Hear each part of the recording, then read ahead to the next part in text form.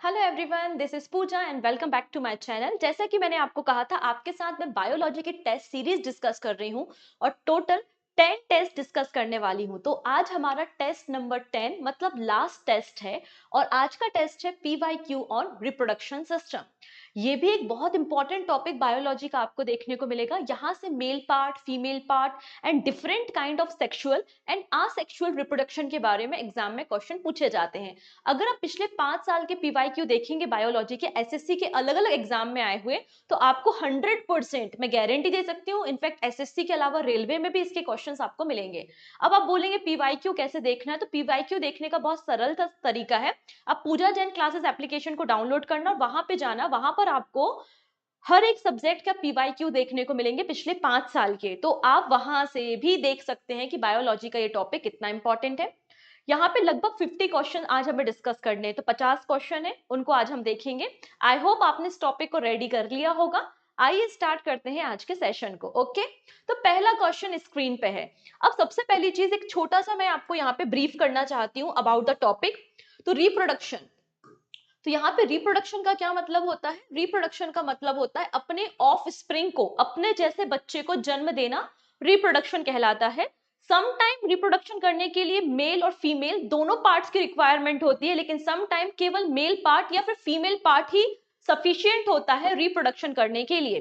तो जहां पर मेल और फीमेल दोनों की रिक्वायरमेंट होती है, उसे हम बोलते हैं सेक्सुअल रिप्रोडक्शन। और जहां पर केवल या तो मेल या फिर फीमेल पार्ट की रिक्वायरमेंट हो, दोनों की रिक्वायरमेंट ना हो, उसे हम बोलते हैं असेक्सुअल रिप्रोडक्शन। तो दो प्रकार से रिप्रोडक्शन आपको देखने को मिल जाएगा। इसके कुछ एग्जांपल्स अगर मैं आपको दूं, तो फॉर एग्जांपल आपने देखा होगा हाइड्रा। हाइड्रा जो है, हाइड्रा में आपको असेक्सुअल रिप्रोडक्शन देखने को मिलता है। हाइड्रा में क्या होता है? तो हाइड्रा में जैसे फॉर एग्जांपल ये हाइड्रा है, तो हाइड्रा में एक बर्ड निकलना शुरू होता है और ये जो बर्ड है वो धीरे धीरे ग्रोथ करना शुरू कर देता है और ये बर्ड धीरे धीरे ग्रोथ करके बॉडी से सेपरेट हो जाता है। तो ये आपकी पेरेंट सेल हो गई और ये डॉटर सेल एक तरीके से हो गई। तो इस तरीके से इस प्रोसेस को हम क्या कहते हैं? बर्डिंग कहते हैं। तो बर्डिंग एक प्रकार का असेक्सुअल रिप्रोडक्शन है और इस प्रकार का जो रिप्रोडक्शन है वो हाइड्रा में आपको देखने को मिलता है। क्लियर है? तो दो प्रकार के रिप्रोडक्शन होते हैं, सेक्सुअल और असेक्सुअल। तो क्वेश्चन है, the reproduction in east happen by the process of blank. तो ईस्ट में किस प्रकार का रिप्रोडक्शन होता है? तो सबसे पहली बात तो ईस्ट जो है, इसमें असेक्सुअल रिप्रोडक्शन होता है। पहली चीज ये है, किस प्रकार का होता है? तो ईस्ट में जो रिप्रोडक्शन है वो बडिंग होती है। क्या होती है? बडिंग, जो मैंने अभी आपको एक्सप्लेन की है। ठीक है, इस तरीके से बर्ड जो है वो सेपरेट हो जाता है। तो बर्ड क्या होता है? स्मॉल बल्ब लाइक प्रोजेक्शन, एक बल्ब जैसा स्ट्रक्चर जो बॉडी से जनरेट होता है, जिसको हम बर्ड कहते हैं। और वो बर्ड ग्रेजुअली ग्रो होता है और ग्रो करने के बाद बॉडी से अलग हो जाके एक सेपरेट बॉडी बना लेता है। इस प्रोसेस को हम बर्डिंग कहते हैं। ईस्ट में, हाइड्रा में इस प्रकार से असेक्सुअल रिप्रोडक्शन आपको देखने को मिलेगा। क्लियर है? चलिए नेक्स्ट है, Which of the following is not a asexual form of reproduction in the plant? इनमें से कौन सा asexual reproduction का टाइप नहीं है? तो स्पोर फॉर्मेशन, फिर वेजिटेटिव प्रोपगेशन, जैसे कि आपने देखा होगा कि जैसे कि एक प्लांट आपने लगाया, फॉर एग्जांपल रोज है, और रोज का हमने एक कली जो है उसको कट कर दी और दूसरी जगह लगा दिया, तो रिप्रोडक्शन हो जाता है ना। जैसे फॉर एग्जांपल शुगर केन, गन्ना तो आपने डेफिनेटली देखा होगा। तो गन्ने में हम क्या करते हैं? जैसे कि गन्ना है, शुगर केन है, शुगर केन के ये पार्ट्स हैं, इनको अलग अलग पार्ट्स को आपने जमीन में लगा दिया और यहां से नया पौधा निकल जाता है। तो ये आपका वेजिटेटिव प्रोपगेशन कहलाता है और ये भी आपका एक प्रकार का असेक्सुअल रिप्रोडक्शन है। बडिंग तो है ही, लेकिन पॉलिनेशन, पॉलिनेशन जो है वो सेक्सुअल रिप्रोडक्शन का टाइप होता है, जहां पे मेल और फीमेल दोनों पार्ट की रिक्वायरमेंट होती है। सो करेक्ट आंसर क्या हो जाएगा आपका? Option number 4। क्लियर है? ठीक है, नेक्स्ट है, A cell's capacity to divide into the two equal daughter cell is known as। अब यहाँ पे कोई एक सेल है, सेल का एक न्यूक्लियस है, ठीक है, और ये न्यूक्लियस दो पार्ट्स में डिवाइड हो गया और दो अलग अलग सेल्स यहाँ पर बन गई। तो आपने क्या देखा? पेरेंट सेल से आपको दो डॉटर सेल देखने को मिली और इस डॉटर सेल में आपको न्यूक्लियस मिल गया, सिमिलर काइंड ऑफ क्रोमोसोम भी देखने को मिल गए। इसे क्या कहते हैं? तो इसमें बोला है दो इक्वल डॉटर सेल जब बनती है, इसे हम कहते हैं binary fission. Option number C बिल्कुल करेक्ट हो जाएगा, ऑप्शन नंबर सी। ठीक है, यहाँ पे एक सेल थी, सेल के जो डीएनए है वो रिप्लिकेट हुए, दो अलग अलग न्यूक्लियस बन गए, दो अलग अलग सेल बन गई, इसको हमने बाइनरी फिजन कहा है। ठीक है, normally how many pair of autosomes are there in the human. अब यहाँ पे जब हम ह्यूमन सेल के बारे में बात करते हैं तो ह्यूमन सेल में होता है न्यूक्लियस। न्यूक्लियस में एक धागे जैसा स्ट्रक्चर पाया जाता है जिसे कहते हैं क्रोमेटिन। और ये जो क्रोमेटिन है वो धीरे धीरे धीरे धीरे कंप्रेस होता है और कन्वर्ट हो जाता है क्रोमोसोम में। क्रोमोसोम में पाया जाता है डीएनए और हिस्टोन प्रोटीन। ठीक है, क्रोमोसोम में क्या पाया जाता है, डीएनए और हिस्टोन प्रोटीन पाया जाता है। तो यहाँ पे पूछा जाए गया है कि ऑटोसोम कितने होते हैं ह्यूमन बॉडी में, तो आंसर हो जाएगा 22। 22 ऑटोसोम आपको देखने को मिल जाएंगे। Normally 22 pair of autosome are there in a human body. ठीक है, all chromosome except the sex hormones are autosome, और chromosome are the thread like structure present in the nucleus. ठीक है, तो 22 पेयर आपको देखने को मिल जाएंगे। Next, where sperm are temporary kept.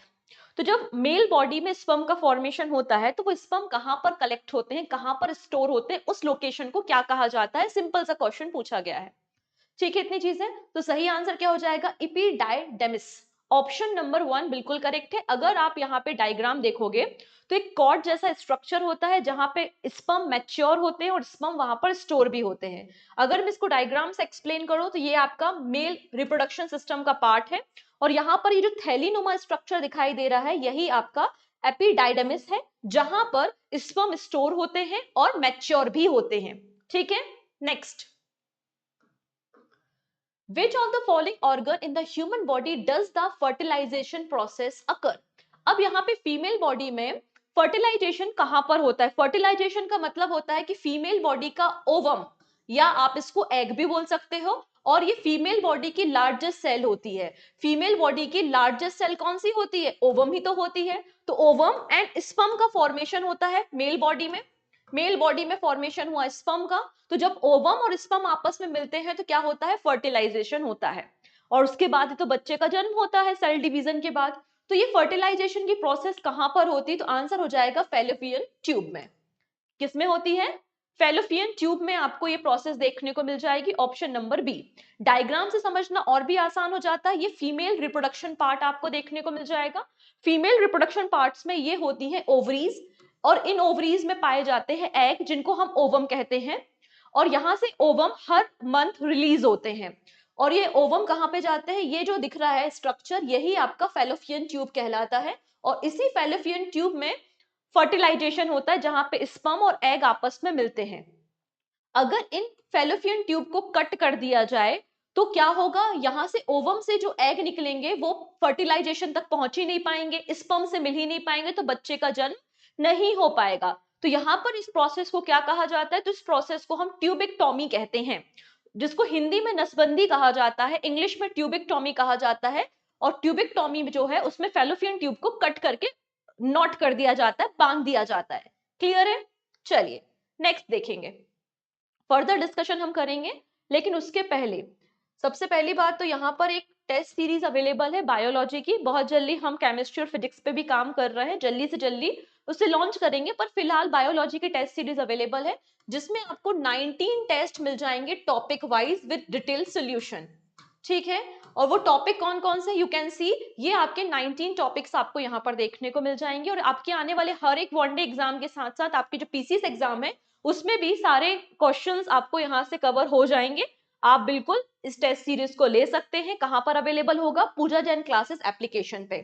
Clear, इसके पहले जो जब मैंने 9 टॉपिक आपके साथ डिस्कशन किए हैं टेस्ट के, आप प्लेलिस्ट में जाके देख लीजिएगा, तो आप एक एक करके इन टॉपिक को देखते जाइए और रेडी करते जाइए, तो जिससे पूरी बायोलॉजी आपकी रेडी हो जाएगी। और हाँ, एक बार लिंक को शेयर जरूर कर देंगे अपने फ्रेंड्स के साथ, और पहली बार आ रहे हैं तो सब्सक्राइब कर लेंगे जिससे अपकमिंग क्लासेस के नोटिफिकेशन आपको मिल पाए। Next, what is the fertilize cell called. तो फर्टिलाइज सेल को क्या कहते हैं, जब सेल का फर्टिलाइजेशन हो गया है, ओवम और स्पर्म का फॉर्मेशन होने के बाद, उनमें फर्टिलाइजेशन होने के बाद किसका फॉर्मेशन होता है, तो आंसर होता है जाइगोट का formation. Zygote is the right answer.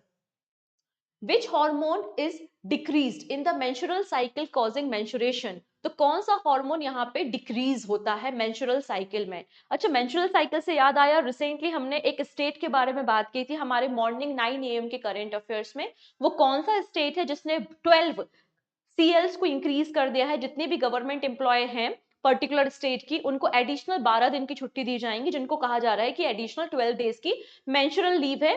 और आपका जो 15 डेज का पहले से चल रहा था सीएल, वो तो मिलेगा। तो 15 + 12 = 27 सीएल फीमेल को उस पर्टिकुलर स्टेट में दी जाएंगी। आप उस स्टेट का नाम मुझे कमेंट में बताएंगे। क्लियर है? करंट अफेयर्स का क्वेश्चन है। अगर करंट अफेयर्स नहीं फॉलो करते तो मॉर्निंग 9 AM पे आपको मिल जाएगा। ठीक है, तो आंसर क्या हो जाएगा? प्रोजेस्टेरॉन।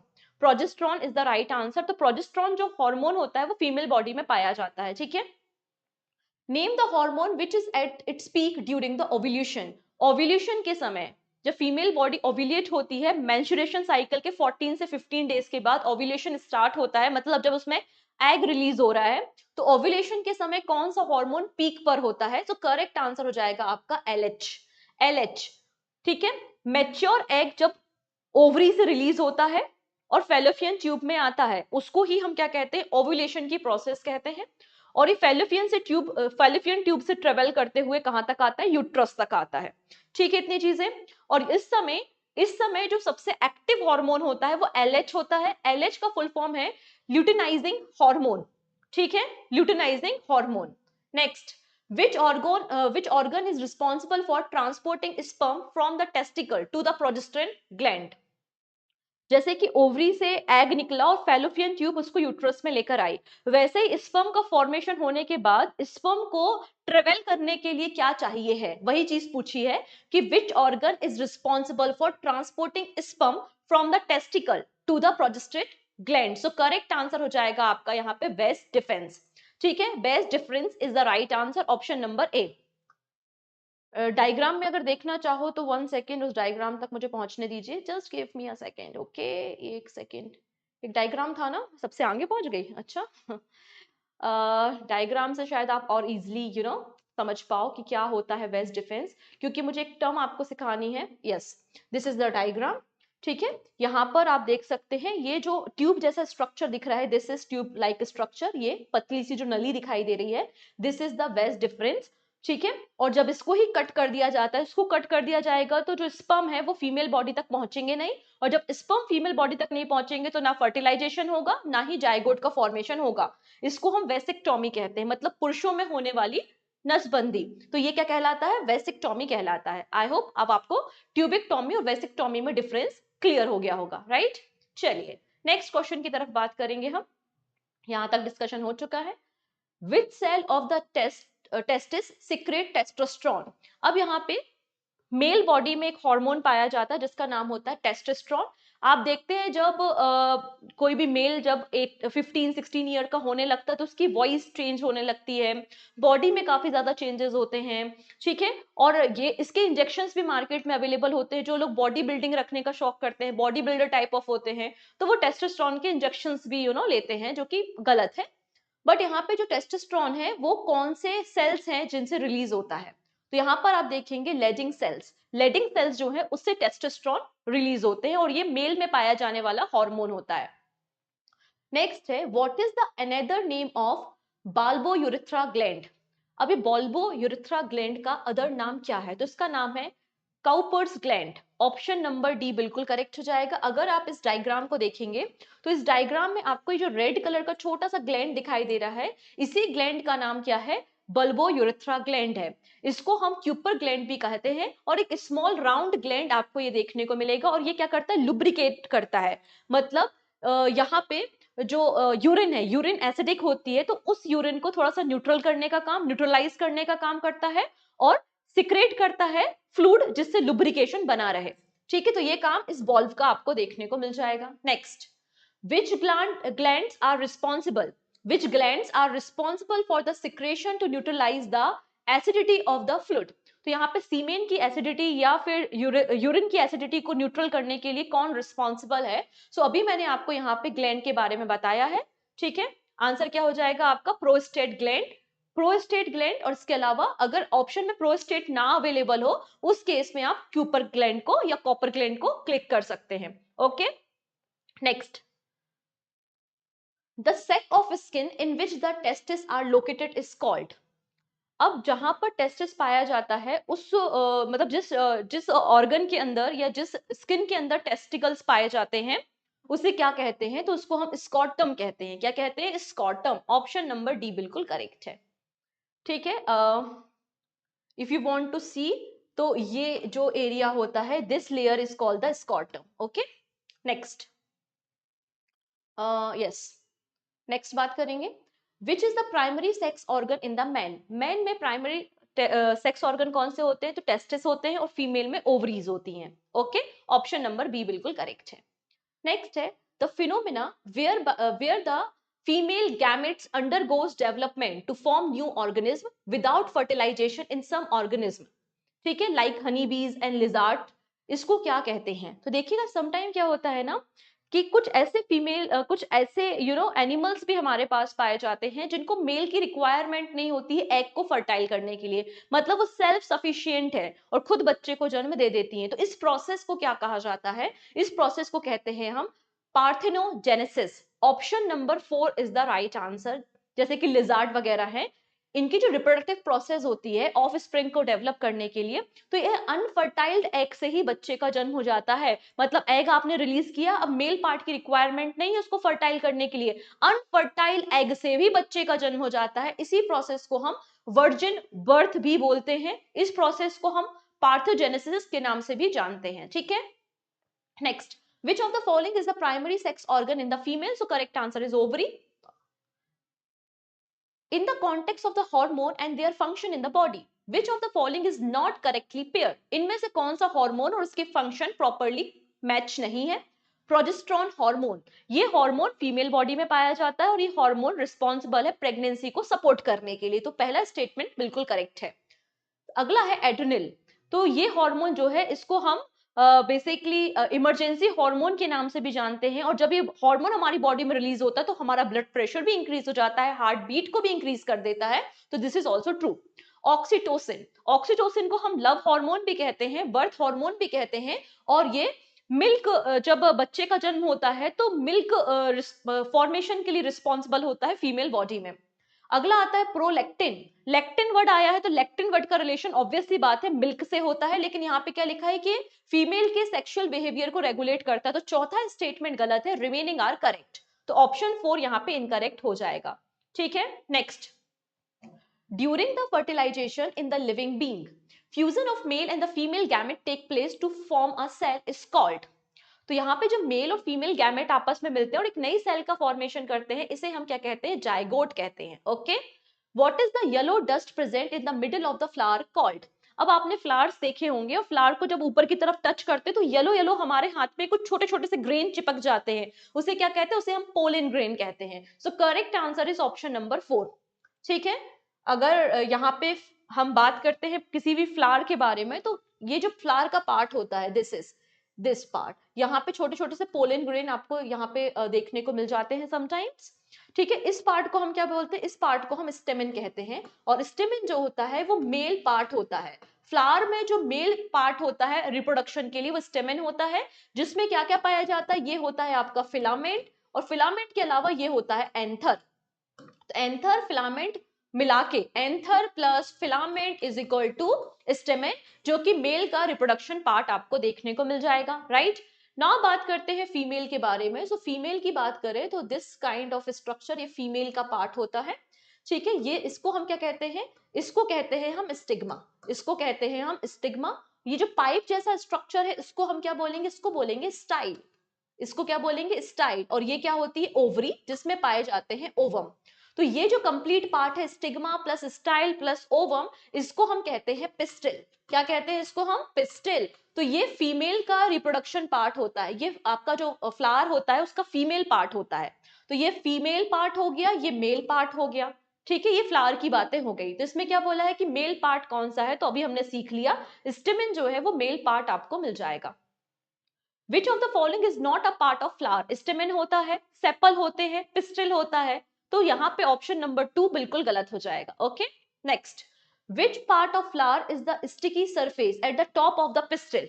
पिस्टिल के टॉप पर समझ गए ना, पिस्टल ये है आपका, पिस्टल के टॉप पर ये यहाँ पर स्टिकी पार्ट होता है जहां पे पोलन आके चिपक जाते हैं, जहां पे पोलन आके चिपक जाते हैं और पोलन अंदर जाते हैं, यहाँ पर होता है ओवम, वहां से मिलते हैं, फर्टिलाइजेशन होता है और जाइगोट का फॉर्मेशन होता है और नया फल फ्रूट वगैरह बनते हैं। तो इस पार्ट को क्या कहा जाता है, इस पार्ट को अभी मैंने सिखाया हम आपको कि इसको हम स्टिग्मा कहते हैं। क्या कहते हैं इसको, स्टिग्मा। अच्छा, एक और चीज यहाँ पे सीख ही लीजिए, जैसे कि मैंने कहा ये फीमेल पार्ट होता है, ये फीमेल पार्ट है, इसको आपने नाम दे दिया था स्टाइल, इसको आपने नाम दे दिया स्टिग्मा, जो कि एक स्टिकी सरफेस होता है, चिपचिपा सरफेस होता है, और ये होती है आपकी ओवरी जिसमें पाए जाते हैं ओवम। ठीक है, वैसे ही यहाँ पे मेल पार्ट हमने डिस्कस किया था, this is a male part, इसको बोलते हैं एंथर, इसको क्या बोलते हैं हम, एंथर बोलते हैं, इसको हम बोलते हैं फिलामेंट, और इन दोनों को कंबाइनली हमने क्या नाम दिया था, इन दोनों को कंबाइनली हमने नाम दिया था स्टेमेन, इनको कंबाइनली हमने क्या नाम दिया था, इसको हमने कंबाइनली नाम दिया था पिस्टिल। ठीक है, जब एंथर से जो पोलन होते हैं वो स्टिग्मा में आते हैं और स्टिग्मा से फिर ओवम तक पहुंचते हैं, तो इस प्रोसेस को हम क्या कहते हैं, इस प्रोसेस को हम पॉलिनेशन के नाम से जानते हैं। क्या कहते हैं इस प्रोसेस को हम, पॉलिनेशन के नाम से जानते हैं। क्लियर हुआ इतनी चीजें? ठीक है, next, what is the male reproductive organ of the flower? So correct answer क्या हो जाएगा यहाँ पे, anther, because stigma, ovary and style ये फीमेल के पार्ट आपको देखने को मिल जाएंगे। The process of pollen grain transfer from the anther to the stigma, इसको क्या कहा जाता है, तो अभी मैंने कहा इसे हम पॉलिनेशन के नाम से जानते हैं। ऑप्शन नंबर बी बिल्कुल करेक्ट है। In which part of the flowers pistil does fertilization occur? Pistil के किस पार्ट पे फर्टिलाइजेशन होता है, तो जहां पे एग होगा वहीं पे फर्टिलाइजेशन होगा, मतलब ओवरी। ठीक है, the phenomena where a single pollen grain germinate and produce two male gamete is known as, तो यहाँ पे एक सिंगल पोलन था और दो मेल गैमेट उसने जनरेट किए, तो डबल फर्टिलाइजेशन हो गया, इसे हम बोलते हैं double fertilization. The blank is the temporary organ that connect a mammalian mother to it foetus, तो जब बच्चा पेट में होता है, मदर के यूट्रस में होता है, तो उसको जो न्यूट्रिशंस की रिक्वायरमेंट होती है वो कहां से मिलती है, तो वो मिलती है प्लेसेंटा से। तो एक टेम्पररी अटैचमेंट है बेसिकली प्लेसेंटा। ठीक है, उसको कहते हैं ऑप्शन नंबर वन। आप बोलते हैं ना जैसे कि किसी बच्चे का जन्म होता है तो नाड़ बोलते हैं हमारे यहाँ तो, ठीक है, तो हम उसी के बारे में बात कर रहे हैं, it is placenta. The blank is a ओवोविविपोरस animal. अब ये ओवोविविपोरस एनिमल क्या कहलाते हैं, तो एग्जाम्पल चार दिए हैं, सही आंसर हो जाएगा बस्किन शार्क। ठीक है, अब इसको हम थोड़ा सा समझते हैं। अब एनिमल अलग अलग प्रकार के होते हैं, कैसे, कुछ एनिमल होते हैं जो अंडे देते हैं, अंडे से बच्चे का जन्म होता है हैच होने के बाद। कुछ एनिमल्स होते हैं जो डायरेक्टली बच्चे को जन्म देते हैं, जैसे कि ह्यूमन। ठीक है, कुछ ऐसे भी एनिमल होते हैं जिन्होंने एग को रिलीज किया, लेकिन एग बाहर रिलीज नहीं किया, अपनी बॉडी में ही रिलीज किया, और बॉडी के अंदर ही बच्चा मैच्योर होगा और बच्चा बॉडी के अंदर ही एग से बाहर आएगा और फिर बच्चे का जन्म होगा। बात समझ में आ रही है? तो तीन प्रकार के एनिमल होते हैं। पहले होते हैं ओवीपेरस एनिमल, तो ओवीपेरस एनिमल वो होते हैं जो डायरेक्टली अंडे देते हैं, एग देते हैं और एग से फिर बच्चा निकलता है। फिर विविपेरस क्या होते हैं, जो यंग वंस को जन्म देते हैं। ठीक है, जो यंग वंस को जन्म देते हैं, young develop inside the mother body, बच्चा का जो डेवलपमेंट है मदर की बॉडी में ही हो रहा है और 9 महीने बाद या अलग अलग समय के बाद बच्चे का जन्म हो रहा है। फिर ओवो विविपोरस क्या कहलाते हैं, जिन्होंने एग दिया, बॉडी के इनसाइड ही दिया, इनसाइड ही बच्चे को मैच्योर किया और बच्चे का फिर डायरेक्टली जन्म हुआ। ठीक है, तो तीन तरीके के एनिमल्स आपको देखने को मिल जाएंगे, यही बात यहाँ पर मेंशन की गई है। ठीक है, जैसे कि shark, rays, snake, fishes, insect, ये कुछ एग्जाम्पल आपको देखने को मिल जाएंगे। Blank is example of oviparous animal, जो कि अंडा दे रहा है। तो हम सभी को पता है एलिफेंट तो बच्चा देता है, ठीक है, लेकिन पिजन जो है पक्षी है, पक्षी के तो अंडे होते हैं, कबूतर के अंडे आपने देखे ही होंगे। सो करेक्ट आंसर हो जाएगा option number A. Blank is example of viviparous animal, तो हमने देखा है बकरी, जो गोट होती है वो भी तो बच्चे को जन्म देती है, तो गोट इज द राइट आंसर। ठीक है, next, the hormone that is release from the testis is, तो टेस्टिस से जो हार्मोन रिलीज होता है उसको हम क्या कहते हैं, तो टेस्टोस्टेरोन कहते हैं, और प्रोजेस्टेरोन जो है वो फीमेल बॉडी का हार्मोन पाया जाता है, राइट। नेक्स्ट बात करेंगे एक कंडीशन के बारे में जिसका नाम है साइप्टोटॉर्चिडिज्म। ये कंडीशन क्या कहलाती है, ये कंडीशन क्या कहलाती है, जब दोनों या एक कोई टेस्टस फेल हो जाए to descent into the scrotum, मतलब वो थोड़ा टेस्टस जो है वो थोड़ा ऊपर की तरफ है, स्कॉटम में नहीं है, तो इस कंडीशन को बोला जाता है। ठीक है, ऑप्शन नंबर टू बिल्कुल करेक्ट है। Blank is an organelle that help the sperm to penetrate the ovum. अब यहाँ पे sperm जो है वो ओवम को पेनिट्रेट करता है, फर्टिलाइजेशन होता है, जाइगोट का फॉर्मेशन होता है। तो स्पर्म का जो आगे वाला भाग है उसे क्या कहा जाता है? तो इसको हम कहते हैं acrosome. Acrosome is the right answer. ये जो स्टार्टिंग का जो पार्ट दिखता है इसको ही हम एक्रोसोम कहते हैं, जो कि ओवम को पेनिट्रेट करता है। The menstrual cycle in the female is regulated by the which hormone? तो menstrual cycle को कौन यहाँ पे रेगुलेट करता है? तो अभी मैंने डिस्कस किया था कि menstrual cycle के समय कौन सा हार्मोन है जो पीक पर है? आंसर है LH। तो आंसर हो जाएगा FHS और LH। ठीक है, फॉलिकल स्टिमुलेटेड हार्मोन, FLH और LH। Okay. The inner lining of the uterus, अब यूट्रस की जो अंदर वाली लाइन होती है उसे क्या कहा जाता है? ठीक है, आंसर हो जाएगा आपका option number A, it is endometriosis. अब यहाँ पे देख सकते हैं ये यूट्रस है और यूट्रस की जो ये अंदर वाली लाइनिंग है उसके बारे में ही बात की जा रही है। Done. Next, the hormone responsible for the milk production. तो मिल्क प्रोडक्शन के लिए अभी हमने देखा एक तो प्रोलैक्टिन भी होता है मिल्क के प्रोडक्शन के लिए रिस्पॉन्सिबल। ठीक है, prolactin is the right answer. और प्रोलैक्टिन अगर ऑप्शन में ना हो उस केस में आपको आंसर करना है oxytocin. Which of the following is a STI, मतलब सेक्सुअली ट्रांसमिटेड इन्फेक्शन। तो यहाँ पे जैसे कि एचआईवी है, एड्स है, ये सेक्सुअली ट्रांसमिटेड डिसीज होती है। सिमिलर हेपेटाइटिस बी भी एक एसटीआई है। ऑप्शन नंबर ए, आपको यहाँ पे डिफरेंट टाइप ऑफ एसटीआई देखने को मिलेंगी, आप इनको पढ़ सकते हैं, जो कि सेक्सुअली ट्रांसमिटेड डिसीज आपको मिल जाएंगी। नेक्स्ट है the surgical method of permanent contraception in the male is called. तो यहाँ पे बेसिकली बात की जा रही है किसके बारे में? वेसिक्टोमी के बारे में। ठीक है, जो परमानेंट सोल्यूशन होता है कि स्पर्म जो है वो फीमेल की बॉडी तक नहीं पहुंचेगा। Option number A. And this is your question of the day. The hormone responsible for the contraction of uterine muscles during the child birth is. तो बच्चे का जब जन्म होता है तो कौन सी मसल्स है जो रिस्पॉन्सिबल होती है, जो कि कॉन्ट्रैक्शन या दर्द पैदा करती हैं जिसके बाद बच्चे का जन्म होता है? ठीक है, मैंने आपको हिंट तो पहले ही दे दी थी बर्थ हार्मोन के बारे में। 4 ऑप्शन है, सही आंसर आप मुझे कमेंट सेक्शन में बताएंगे। अब इंटरेस्टिंग बात यह है कि इनमें से कोई भी क्वेश्चन मैंने फ्रेम नहीं किया है, ये सारे क्वेश्चन पीवाईक्यू हैं, मतलब सभी क्वेश्चन एग्जाम में आए हुए हैं। तो रिप्रोडक्शन सिस्टम से काफी ज्यादा क्वेश्चन एग्जाम में पूछे जाते हैं, इस पर्टिकुलर टॉपिक को पढ़ के जाइएगा। और काफी सारी चीजें हमने यहाँ पे क्लियर की हैं। आई होप आपको सेशन पसंद आया होगा, तो लाइक बटन पे क्लिक जरूर करना। सो मिलते हैं नेक्स्ट वीडियो में। Take care and bye bye.